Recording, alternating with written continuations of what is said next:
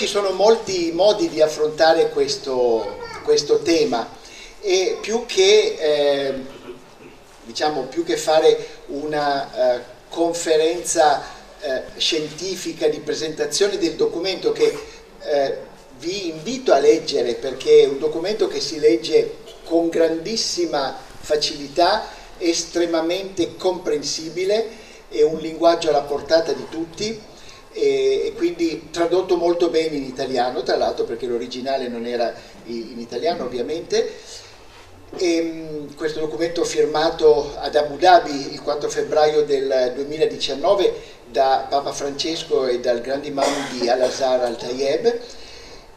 Piuttosto cercherei di riflettere su un aspetto che è stato molto importante in occasione della firma del documento, ed è alla luce di questo aspetto che mi è venuto in mente di poter presentare come cristiano. Poi il collega fratello Zidan presenterà una prospettiva musulmana, ma come cristiano di presentare il ruolo di Papa Francesco nel dialogo interreligioso e di presentarlo non soltanto da un punto di vista storico, da un punto di vista di testi, da un punto di vista teologico, ma cercando di coniugare la parola e anche l'immagine, e con l'immagine quello che in inglese si dice il body language, il linguaggio del corpo, che esprime molto, soprattutto quando si parla di una cosa come il dialogo. E allora mi concentro su questo, ma concentrandomi su questo affronto questo documento e l'atteggiamento che sta al fondo di questo documento, alla base di questo documento, che non dobbiamo dimenticarci è stato firmato, quindi è un documento sul quale la parte cristiano-cattolica e musulmana si sono trovati d'accordo, ed è una delle più grandi novità nella storia del cristianesimo e dell'Islam, sebbene ci siano stati tanti momenti di collaborazione. Ma non era mai successo che il capo della Chiesa Cattolica e un'autorevole personalità del mondo musulmano, nel mondo musulmano non esiste un corrispondente del Papa, però l'imam Al-Tayeb è il responsabile di il punto di riferimento di una moschea, di una scuola come quella di Al-Azhar, che è punto di riferimento per tutto l'Islam sciita. Ecco, queste due persone che firmano un documento comune, questa è una grossa novità. Allora, parliamo spesso di dialogo, questa è presa da Fratelli Tutti, e qui vediamo, se vogliamo guardare la fotografia, un momento in cui si vedono realizzate tutte queste parole in un incontro avvenuto nella grande pianura di Ur, da dove partì Abramo, il comune padre Abramo. E nel dialogo, e anche il documento di Abu Dhabi ne offre una evidenza, nel dialogo quello che è fondamentale è avere dei punti di riferimento, è fondamentale avere delle icone, delle immagini che servano da modelli, e Francesco e Al-Tayeb rappresentano questi modelli. D'altra parte il dialogo è anche un processo che richiede continuità. Grazie, non l'avevo spostato abbastanza.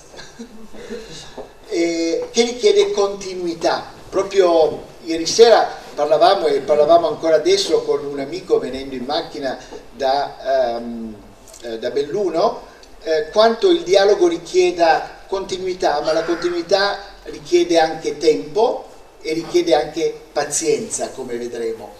Ed è questo che ci fa camminare come un pellegrinaggio, diceva il Vescovo, verso la pace, ma anche verso la verità.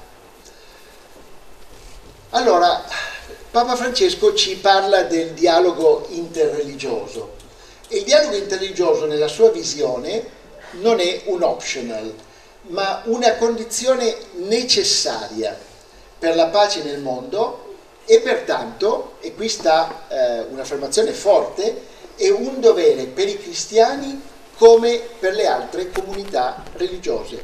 Non è un compito soltanto di noi cristiani, tantomeno solo di noi cattolici, ma tutti gli uomini che hanno una fede, uomini e donne, e anche tutti gli uomini e donne che non hanno una fede o che non hanno un riferimento ufficiale a una qualsiasi religione, si trovano a dover essere impegnati in questo. Il dialogo deve diventare uno stile di vita, se non diventa uno stile di vita poco cambia, e per Papa Francesco è proprio uno stile di vita, si è fatto ed è riconosciuto come icona del dialogo. Un mese fa era in Kazakistan per un incontro con leaders di diverse religioni, fra 10 giorni, neanche 10 giorni, sarà in Bahrain, di nuovo negli Emirati Arabi o perlomeno nel sud della penisola arabica, proprio per un altro momento di dialogo. Dialogo come stile di vita che vediamo dai suoi rapporti fraterni che stabilisce con persone di diverse religioni.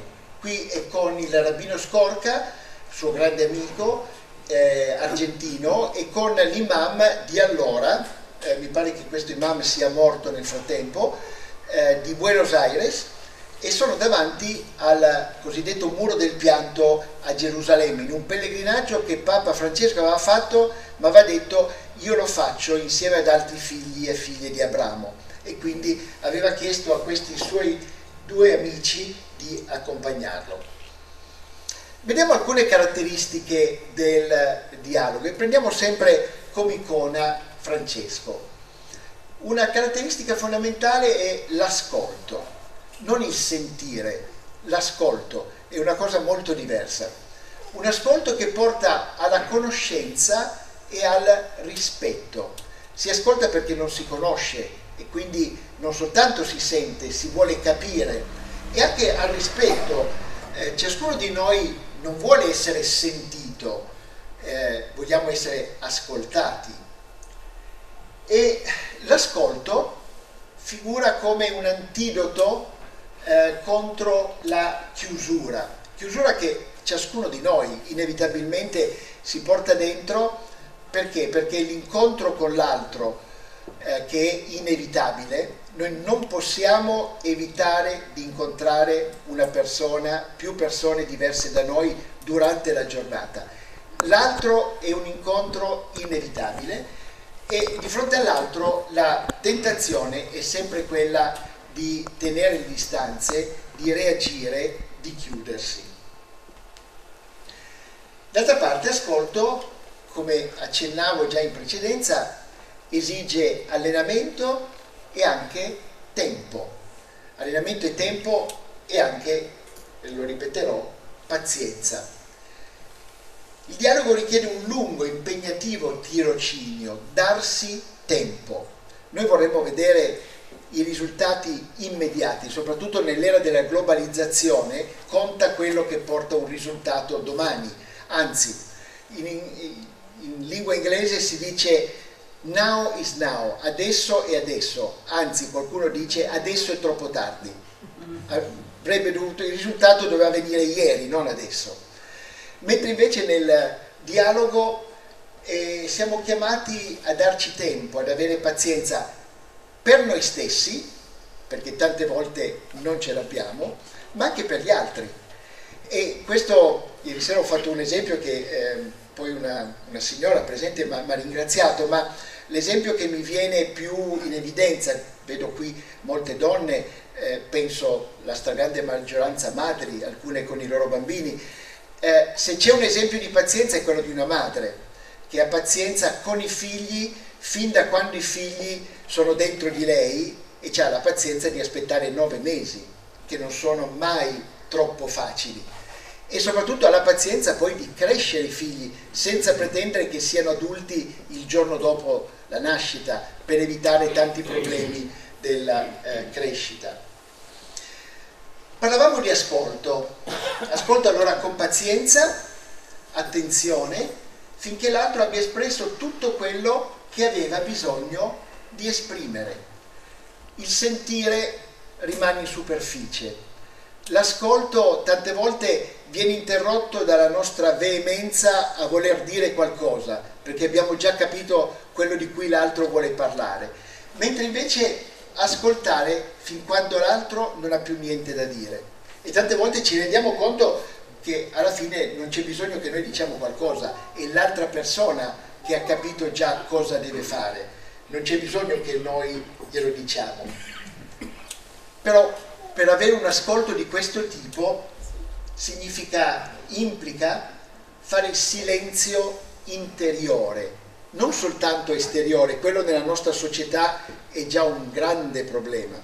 Siamo completamente tempestati da rumori, ma non soltanto da rumori esterni, ma anche da rumori interni. È necessario ascoltare senza rumori nel cuore e nella mente, spogliarsi, come si diceva, di ogni fretta, mettere da parte le proprie necessità, urgenze e fare spazio. Qui il linguaggio del corpo di Papa Francesco, come vedete, esprime questa realtà molto bene. Arriviamo all'empatia. Questo tipo di ascolto ci aiuta a sentire quello che l'altro o l'altra sente. Questa parola greca è molto bella, empatia. Vuol dire sentire in uno con chi ci sta accanto. Allora, sentire quello che l'altro sente, non sentire quello che l'altro sente, e tale empatia deve essere frutto del nostro sguardo spirituale e dell'esperienza personale.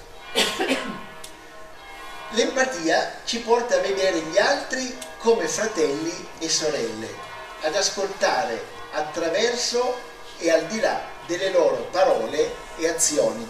Mi piace molto questa immagine di Papa Francesco, perché per lui stare con questi bambini è la stessa cosa, l'atteggiamento del corpo ci dice che per lui è la stessa cosa che stare con i grandi della terra, non c'è nessuna differenza, perché l'importante è sentire insieme all'altro che ci sta di fronte.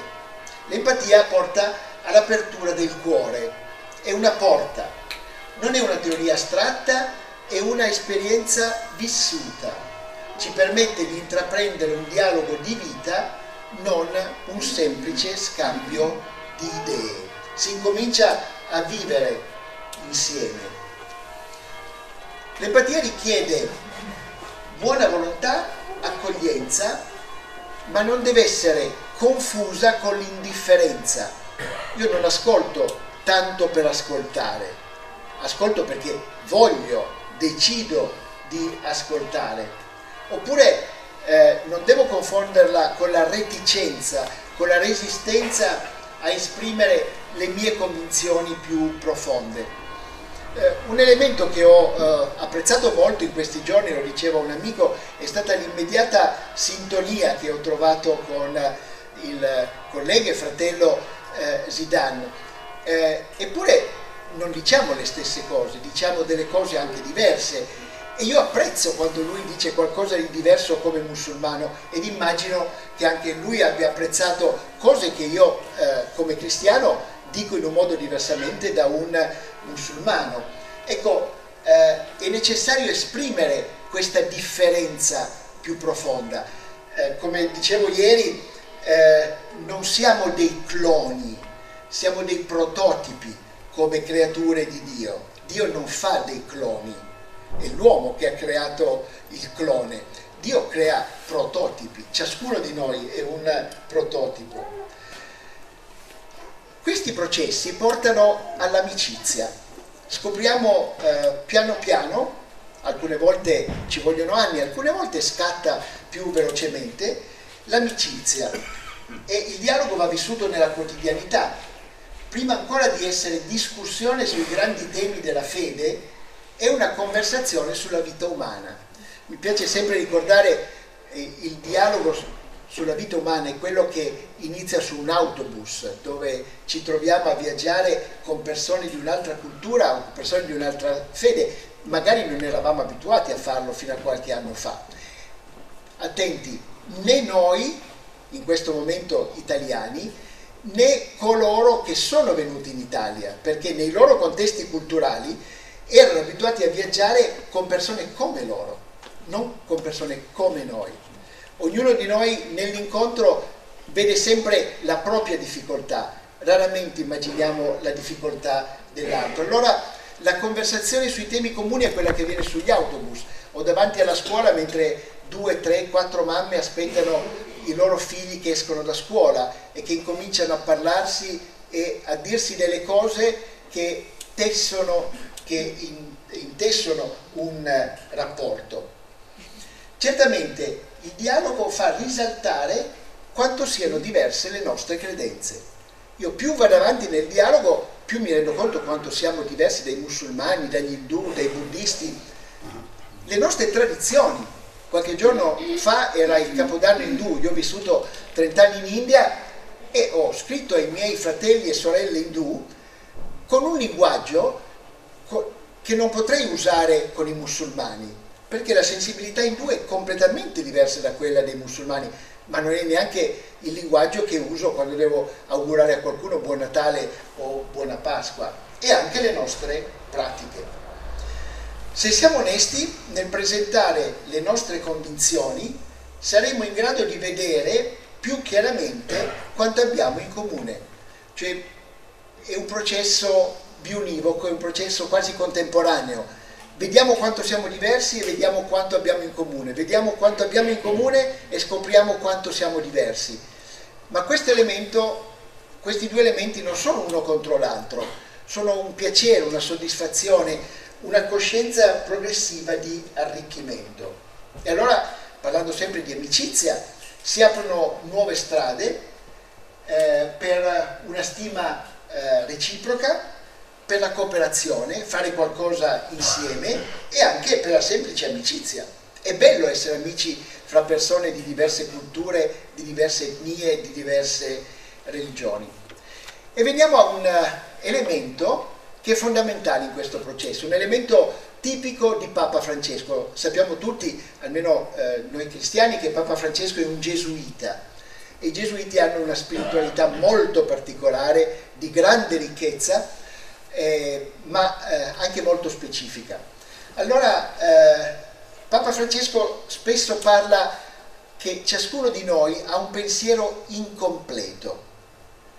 Nessuno di noi può pensare che il suo pensiero riesce a comprendere la realtà o la verità. Cosa significa questo? Che dialogare è essere convinti che l'altro abbia qualcosa di buono da dirci. Non qualcosa da dirci, ma qualcosa di buono. Io ho scoperto tantissime cose che non sapevo ascoltando il professor Zidane in queste 2 serate, in questi 2 incontri.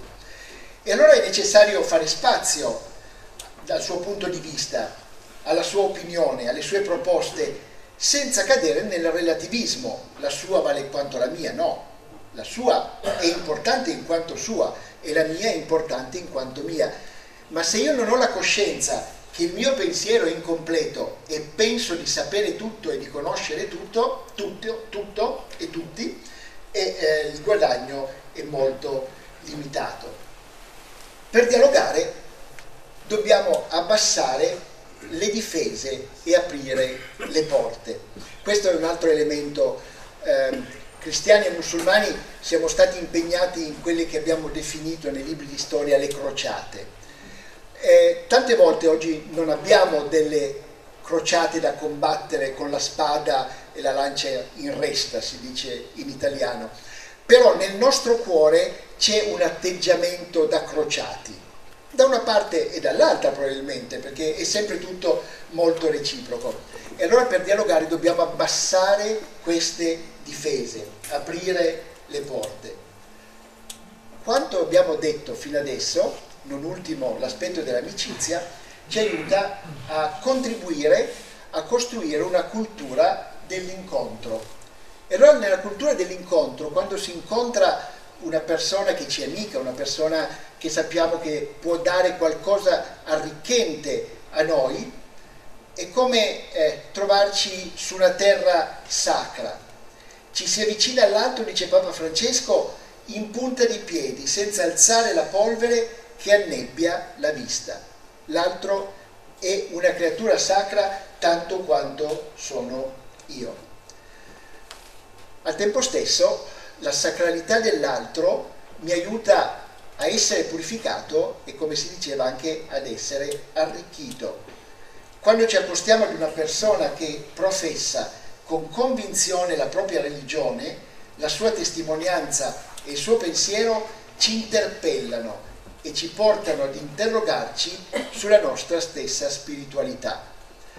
Spesso mi piace ricordare il cardinale Jean-Louis Taurin, un francese che per anni è stata una delle personalità di maggior rilievo nella curia romana, è stato accanto a Giovanni Paolo II, a Benedetto XVI, anche a Papa Francesco. Negli ultimi anni è stato presidente del Dicastero per il dialogo interreligioso e ricordo quanto spesso lui, soprattutto in incontri di dialogo islamo-cristiano, ringraziasse i musulmani che erano arrivati in Europa e che sono arrivati in Europa, che danno testimonianza della loro fedeltà alla preghiera, questa testimonianza che aiuta noi cristiani a ricordarci di quanto è importante pregare. E questo è un dono che i musulmani ci possono fare costantemente. Ecco, alla radice del principio del dialogo c'è l'incontro. In questi giorni ci siamo spesso trovati a ripetere che nessuna religione dialoga con un'altra religione. Le religioni di fatto non esistono. Esistono le tradizioni, esistono i libri sacri, esistono le ritualità, ma se non ci fossero gli uomini e le donne che credono in quella tradizione religiosa, che realizzano quei riti, che leggono quei libri sacri, non ci sarebbero le religioni. E allora chi dialoga sono gli uomini e le donne come noi, che incontrano altri uomini e donne come noi, e questo è il dialogo, che è un incontro. Qualcuno potrebbe dire, allora niente conflitti. Il conflitto non esiste, però di fatto se guardiamo la nostra vita quotidiana potremmo fare ognuno di noi una grande lista, cominciando all'interno della famiglia. E Papa Francesco dice il conflitto esiste, bisogna accettarlo, è un dato di fatto, non possiamo dire non ci sono conflitti.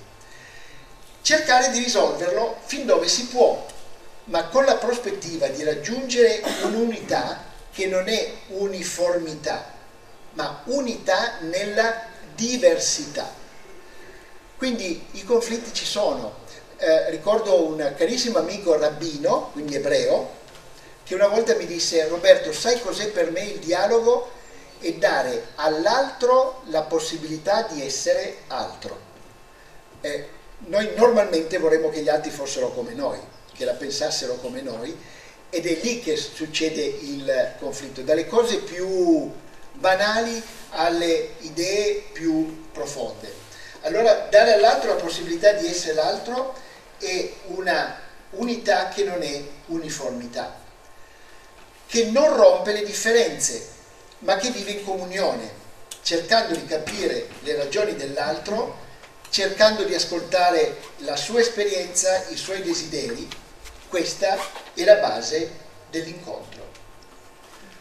Un autentico dialogo, e questi sono i punti di riferimento che Papa Francesco ci lascia, un autentico dialogo necessita di apertura, formazione solida e tenace. Perché? Dobbiamo avere una nostra identità, non si può dialogare senza identità.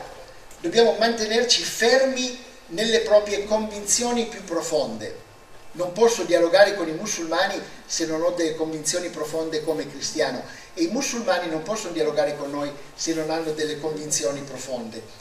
Con una identità chiara e gioiosa, non imponente ed esclusiva, ma aperta a comprendere quella dell'altro. Allora, 3 punti che Papa Francesco ci lascia. Il dovere dell'identità. Non si può imbastire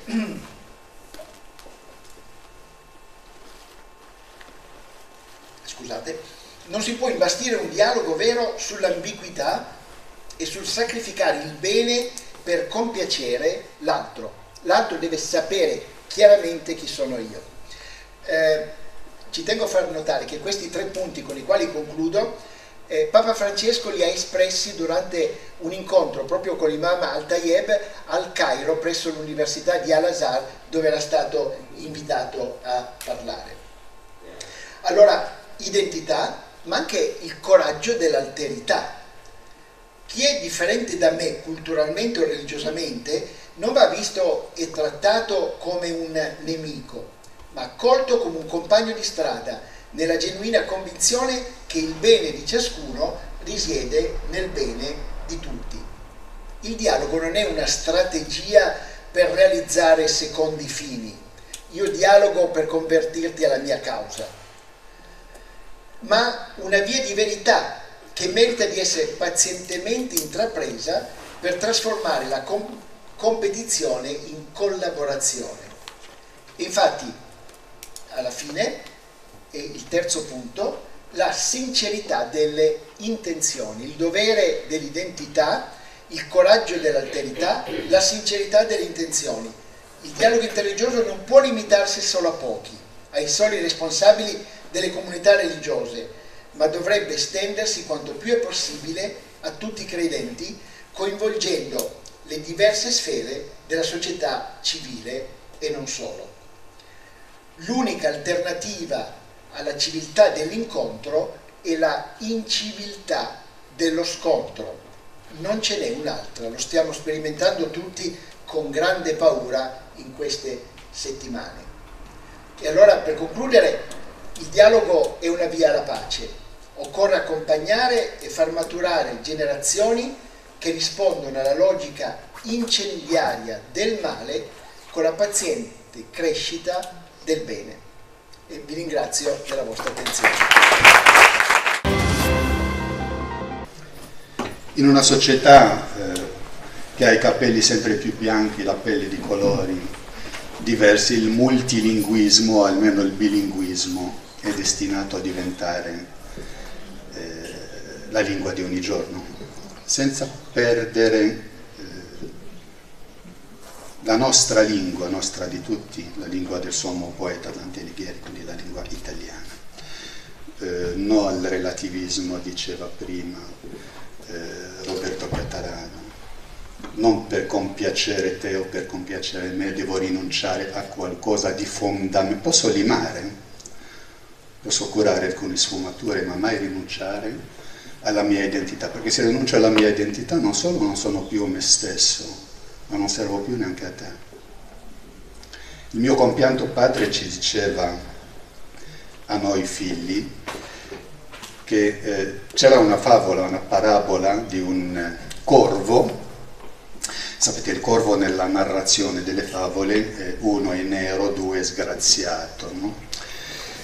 C'era questo corvo che tentava ogni mattina di imitare la camminata della colomba. La colomba per antonomasia è bella, elegante, ha una camminata molto charmante. Il corvo si svegliava la mattina e cercava di imitare la camminata della colomba. Ogni giorno faceva così per fare il qafz al-naw'iyya, il salto di qualità. Alla fine della storia il corvo non ha mai imparato la camminata della colomba, ma il problema non era qui. Nel frattempo si è anche dimenticato della sua camminata originaria. Quindi la identità plurima e non l'identità sospesa, hawiyya al-aliqa, per dirla in arabo. Io sono molto lieto di essere qui, vi esprimo tutta la mia gratitudine alle istituzioni, ai rappresentanti delle diverse fedi e alla società civile di Vittorio Veneto, la società civile nelle sue componenti cattolica, musulmana, non religiosa, o diversamente religiosa, che comunque partecipa a questi momenti di riflessione collettiva, perché il dialogo è benefico, addirittura terapeutico per tutti noi, persone di fede religiosa o persone di altre fedi. Un signore che io amo e apprezzo molto, biblista, teologo, docente, nonché arcivescovo di Milano, nella mia giovane età, negli anni dell'università a Milano, che si chiama Carlo Maria Martini, diceva questa frase: per dirsi credenti bisogna prima essere credibili. Per dirsi credenti bisogna essere prima credibili. Non possiamo scaldare le panchine delle chiese o i tappeti delle moschee ogni giorno e rifiutare il prossimo, rifiutare il diverso, rifiutare il rifugiato, discriminare la donna, rifiutare che da me è diverso per colore, per orientamento sessuale, per scelta religiosa o per cultura o per educazione. Non saremmo dei credenti, quindi per essere credenti bisogna prima essere credibili. Come possiamo essere credibili? Nelle nostre azioni quotidiane. Il testo coranico, il Corano, sapete bene, il libro, il testo sacro di riferimento per tutta la collettività musulmana mondiale, ma non è solo il testo di riferimento religioso, ma anche di riferimento filosofico, di riferimento linguistico, eccetera. Quindi un libro che sta un cardine, una colonna portante nella quotidianità di ognuno delle persone di fede islamica. Dice che il bir, la fede, il bene, non è quello di rivolgere la testa ogni giorno verso occidente o verso oriente. Sapete, la preghiera musulmana si svolge anche a ogni movimento spirituale, corrisponde a un gesto fisico. Il bir, il bene, la fede non è quello di rivolgere la nostra testa verso la Mecca o verso occidente. Il bir è nel credere e applicare quello in cui crediamo. L'amico fraterno Roberto ci diceva che il dialogo è uno stile di vita. Non facciamo dialogo solo nelle aule, anzi che ben venga, e per questo l'ho ringraziato. Tuttavia il dialogo si può fare su livelli diversi o con strati diversi che portano tutti, auspicabilmente, allo stesso risultato.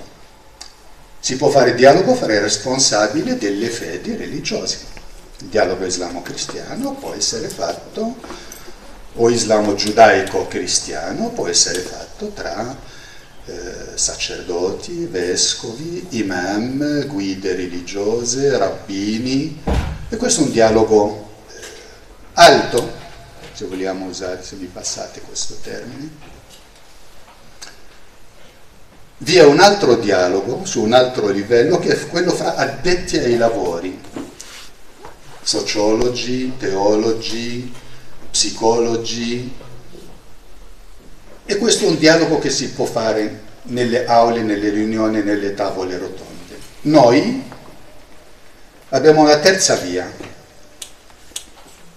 Prima di arrivare al dialogo interreligioso partiamo da una cosa molto più semplice, ma molto più bella, molto più terapeutica, molto più benefica, che è il dialogo interumano, quello tra le persone. L'amico Roberto Catalano prima ci ha insegnato che per strada non si incontrano le religioni che camminano. Al mercato o in ospedale o sull'autobus non si incontra il cristianesimo o l'Islam che camminano, si incontrano le persone. Quindi diamo la possibilità o le chance alle persone e a noi stessi di entrare in relazione con l'altro, con tutto quello che questo approccio comporta. A volte arduo, a volte duro, ci vuole pazienza, molta pazienza, ci ha detto Roberto poc'anzi, ci vuole amore, senza il quale il dialogo è sterile, senza il quale qualsiasi costruzione dialogica è sterile o sarebbe sterile. Carlo Maria Martini mi mandò, avevamo una delegazione con alcuni suoi giovani sacerdoti che lui mandava in Marocco al tempo c'era l'esodo dei marocchini, no? Stiamo parlando della fine degli anni 80, inizio anni 90, poi c'è stato l'esodo albanese successivo, al tempo era il nostro turno, la comunità marocchina. Io giovane studente a Milano, dice: mi accompagni, tu che sei di Casablanca, mi accompagni questi giovani preti a Casablanca? Volentieri siamo andati. A Casablanca ho scoperto che la Caritas di Casablanca, la Caritas diocesana della diocesi cristiana di Casablanca, aveva il 90% dei volontari della Caritas erano marocchini, quindi erano musulmani. Erano marocchini, quindi erano musulmani, facevano i volontari nella Caritas diocesana cattolica notoriamente.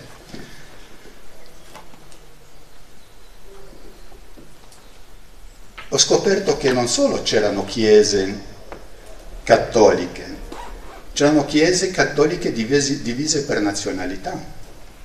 Nella diocesi di Casablanca, Rabat, nella diocesi di Tangeri, c'è la chiesa degli spagnoli, la chiesa degli italiani, la chiesa dei francesi, quindi non siamo più appartenenti a una religione, ma addirittura divisi per nazione. Addirittura a Casablanca c'era la chiesa per il gruppo di comunione e liberazione, la chiesa dei Ciellini, come si usa chiamare. Ho scoperto un mondo. Carlo Maria Martini mandava i suoi giovani preti sul luogo per fare dialogo consumato ogni giorno come stile di vita, e poi per tornare in Italia, una specie di stage, per poi tornare in Italia e lavorare nell'accoglienza dei migranti marocchini, quindi musulmani, quindi arabi, quindi questo è masticare dialogo ogni giorno, come stile di vita, come approccio, come atteggiamento. Quella Casablanca dove io sono nato, da una famiglia marocchina, araba, musulmana, in un palazzo dove la metà dei nostri vicini erano ebrei, perché era il quartiere ebraico di Casablanca.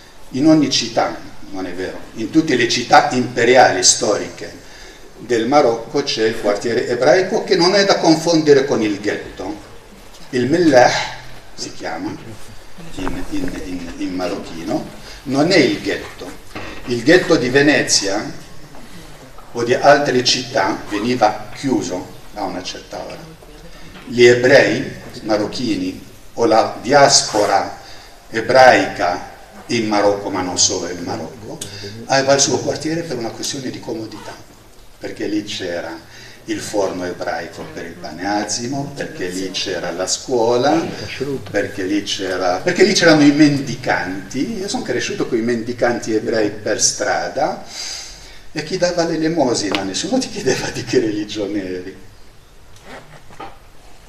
E quindi perché? Perché ne si parlava ieri con il giovane Aziz, del cosa facevano tutti questi ebrei in Marocco. Sono ebrei marocchini come me, non sono sono un'altra religione, ma non sono un'altra etnia, a differenza di noi adesso, la diaspora islamica qui, che è maggiormente figlia della immigrazione. Gli italiani musulmani sono sempre di più, ma sono comunque pochi di fede islamica, sono i cosiddetti convertiti all'Islam. Loro erano marocchini come me. Il sabato, il Shabbat, giornata di riposo, di riflessioni, di meditazione, di preghiera per gli ebrei, i nostri genitori a noi bambini non ci facevano uscire a giocare, per rispetto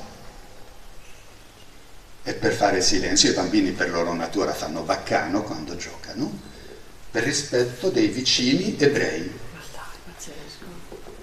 Il venerdì, giornata di riposo, di preghiera collettiva della comunità islamica, non vedevi un bambino ebreo in giro. Al tempo si giocava per strada, non come adesso. Noi giocavamo solo ed esclusivamente per strada. nessuno usciva per non disturbare il giorno sacro, il giorno di preghiera, il giorno di meditazione dei musulmani. Durante il Ramadan era normale che la vicina ebrea nell'ora del tramonto, quando si avvicina l'ora della rottura del digiuno, non si chiama Ramadan con la M, ma si chiama Ramadan con la N. Io purtroppo vedo anche sui siti, vedo anche sui giornali nazionali esimi giornalisti che dicono anche non siamo qui da ieri, siamo qui da decenni, che lo chiamano ancora Ramadan. Allora io dico, la prossima volta che un amico, seppur in buona fede, mi dice ti auguro un buon Ramadan, io quando arriva il Natale gli auguro un buon Matale con la M. Par condicio. Era normale che la vicina di casa ebrea ti portava il dolce che lei ha fatto, il dolce ebraico, e così le nostre mamme e i nostri genitori. Consumavamo dialogo ogni giorno come stile di vita. Ho preferito darvi degli esempi. Fra le persone, chiacchierando con voi, l'approccio non deve essere necessariamente accademico. Faccio l'accademico all'università, ma attraverso gli esempi passano messaggi più immediati. I miei genitori erano semi-analfabeti. I miei genitori erano semi-analfabeti, sapevano poco più che leggere e scrivere. Non erano degli interculturalisti, non erano dei sociologi, non erano degli esperti di dialogo interreligioso. Oggigiorno siamo tutti più o meno, tristemente, esperti di qualcosa. Ogni volta che incontro una persona, quella persona, o quasi, è esperta di qualcosa. I miei genitori erano analfabeti, ma erano esperti della cosa più bella che possa esistere, erano esperti di umanità, erano esperti di buon senso. Il conoscerci, il riconoscerci, il frequentarci, il litigare laddove è necessario. Non dobbiamo sempre andare d'accordo, non dobbiamo compiacerci, dobbiamo dialogare onestamente. Lakum dinukum waliya din, dice il testo coranico. Avete la vostra religione e ho la mia. Quindi la confusione, il buonismo per forza non ci fa bene. Lo so che va molto di moda ultimamente, l'annullarsi a favore dell'altro, poi al primo scontro, che magari mia figlia italiana si fidanza col figlio del vicino senegalese, scoppia già la guerra. Dobbiamo rimanere, ci diceva l'amico Roberto, legati alla nostra identità religiosa, linguistica, senza farne una nevrosi però. Non c'è nulla di peggio della nevrosi identitaria. Abbiamo avuto un esempio 20 anni fa, non in Africa, non in Iran, non in Russia, ma qui vicino, oltre nei Balcani.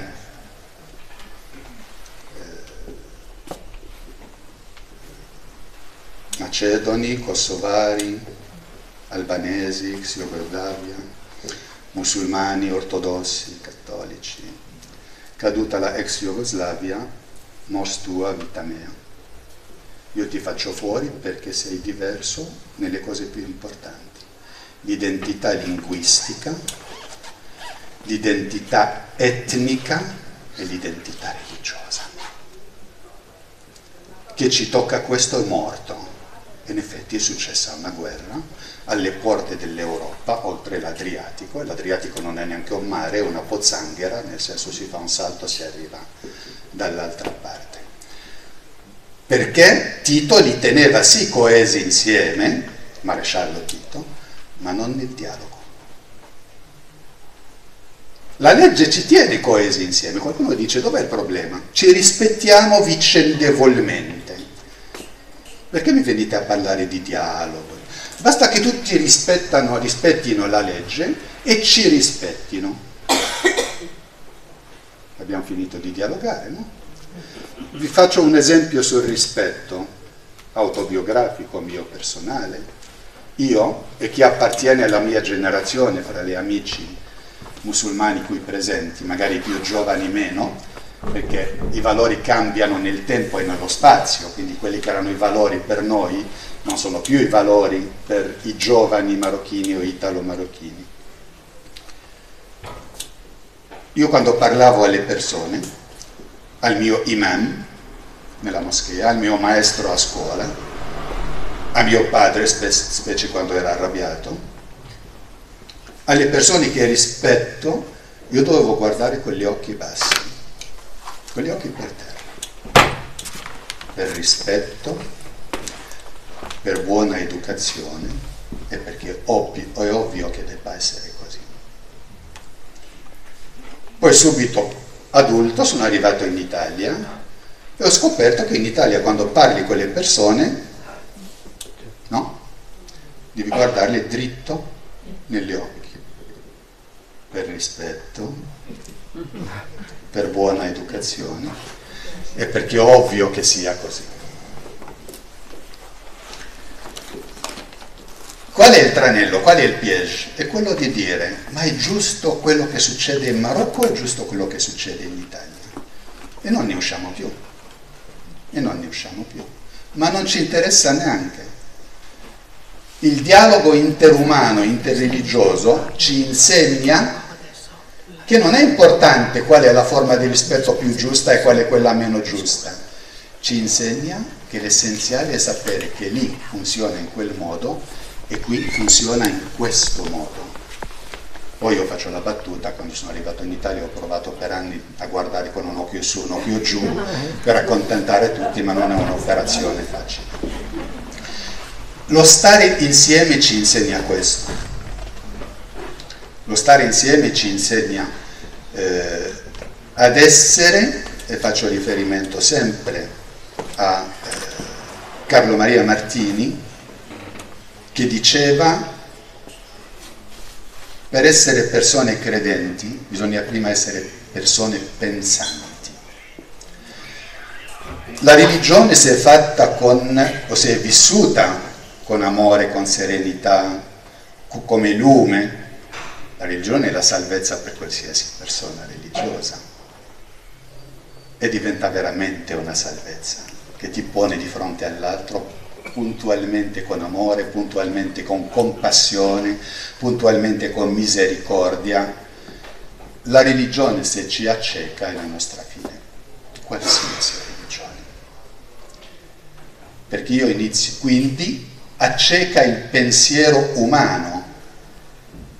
L'illuminismo, iniziato in Francia secoli fa e poi in Italia, è iniziato nella civiltà araba 1000 anni fa. Subito dopo l'avvento dell'Islam, 1444 anni fa, c'era già chi metteva in discussione l'approccio alla pedagogia, addirittura che ha osato mettere in discussione il testo sacro. Dirlo adesso, oggi, è una cosa scandalosissima. C'era un illuminismo firmato al-Farabi, c'era un illuminismo firmato al-Kindi, c'era un illuminismo firmato a Vicenna, Ibn Sina, c'era un illuminismo firmato a Averroès, Ibn Rushd, quel signore che l'esimio, il sommo poeta Dante Alighieri ha messo all'inferno. C'era un movimento di pensiero, di filosofia, di mistica islamica basato sull'introspezione del sé ogni giorno. La maggior parte dei musulmani, ma anche la maggior parte dei cristiani e degli ebrei dicono: io sono nel giusto. Dio mi ha rivelato la parola con la P maiuscola. Quindi io sono fortunato, Neema, la chiamiamo in arabo, l'arabo è la lingua del Corano, di essere nella religione giusta. Quindi non devo fare nessuno sforzo, io sono di passaggio, faccio quello che il Signore mi dice, il paradiso è garantito dall'altra parte. La stessa cosa dicono i cattolici, la stessa cosa dicono gli ebrei. L'amico Roberto ci ha detto prima che le religioni non dialogano, perché in ogni religione c'è la verità, c'è solo quella verità, non ci può essere un'altra. Perché non ci può essere un'altra? Perché quella è la parola rivelata dal Signore. Non può sbagliare il Signore. E quindi abbiamo già finito. Le religioni non dialogano e non possono dialogare. Deo gratias, le persone appartenenti a quelle religioni dialogano e devono dialogare. Abbiamo solo questa scelta. Con la globalizzazione viviamo tutti nello stesso spazio fisico. Il musulmano non vive più solo nei paesi musulmani, l'ebreo non vive più solo nei paesi di fede ebraica, il cristiano non vive più solo nei paesi sedicenti cristiani, perché il cristianesimo non è una religione di Stato, mentre nel mondo islamico spesso l'Islam non è la religione della persona, ma è la religione dello Stato. Non è una variabile da poco, non è una sfumatura da poco, però quando si parla con onestà intellettuale bisogna... La conoscenza parte da questo, il dirsi le cose. Mi sta avvisando che sono scaduti i 20 minuti. Io spero di aver almeno stimolato qualche motivo di riflessione, ma avremo tempo, se Dio lo vorrà, a Dio piacendo, inshallah si dice da noi, di fare delle cose insieme.